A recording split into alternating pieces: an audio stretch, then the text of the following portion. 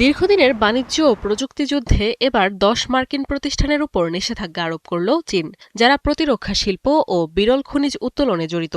মূলত চীনের বেশ কিছু প্রতিষ্ঠানকে যুক্তরাষ্ট্র কালো তালিকাভুক্ত করার প্রতিক্রিয়ায় এমন পদক্ষেপ নেয় বিশ্বের দ্বিতীয় অর্থনীতির দেশটি।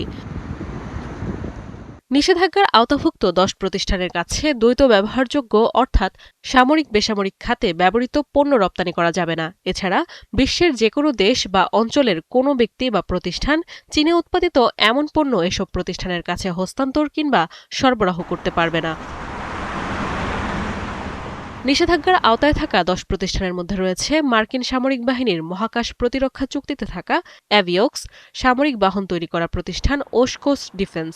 এছাড়া তালিকায় আরও রয়েছে মার্কিন বিরল খনিজ উৎপাদক প্রতিষ্ঠান এমপি ম্যাটেরিয়ালস এবং ইউএসএ রেয়ার আর্থ।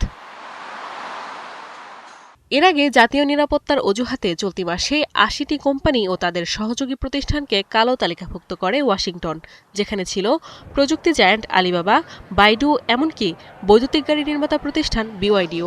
হোয়াইট হাউসের দাবি, এসব প্রতিষ্ঠান চীনা সামরিক বাহিনীকে সহায়তায় জড়িত।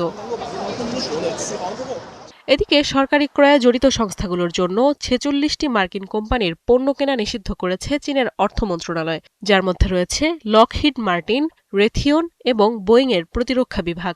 এছাড়া মার্কিন সামরিক ঠিকাদার প্রতিষ্ঠান জেনারেল ডাইনামিক্স ও এন্ডুরিল ইন্ডাস্ট্রিজের পাশাপাশি বেশ কিছু মহাকাশ গবেষণা সংস্থাও রয়েছে একই তালিকায়। তবে চীনে ব্যবসা পরিচালনাকারী মার্কিন বিনিয়োগযুক্ত প্রতিষ্ঠানগুলো এই নিষেধাজ্ঞার আওতামুক্ত থাকবে বলে জানিয়েছে বেইজিং। নাদিয়া ইসলাম তুলি, ৭১।